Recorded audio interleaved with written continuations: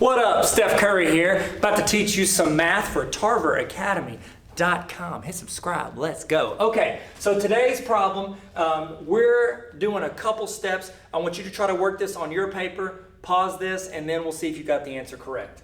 It says when x equals 3 and y equals 5, so they're giving us x and y up front, how much does 3x squared minus 2y exceed 2x squared minus 3y? It's a good question. Pause this, work the problem, and then we'll see if you got it right. And freeze. Okay, here we go.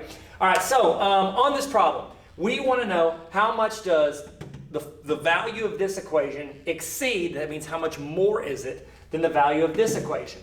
Okay, so before we find that out, because you're like, that's a lot of x's and y's, Tyler, this is English class? No, this is a math problem. These are called variables, which means we don't know what they are, except they told us what they are. Okay, so what we're going to do is we're going to take this vital information right here, and we're going to plug that in to each of these equations separately.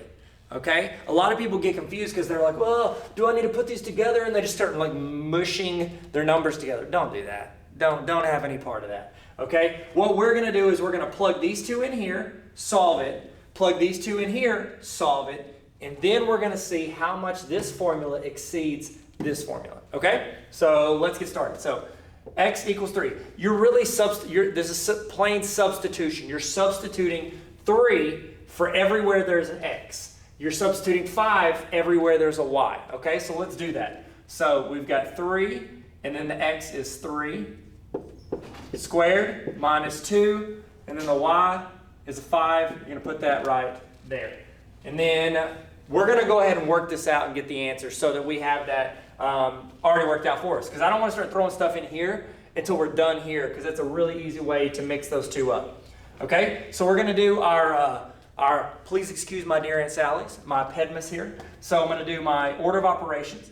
3 squared is 9, so it'll be 3 times 9. And I can go ahead and multiply these. 2 times 5 is 10. 3 times 9 is 27, minus 10, and then our answer is 17. So the answer to this equation is 17. Now, we're going to do the same thing over here.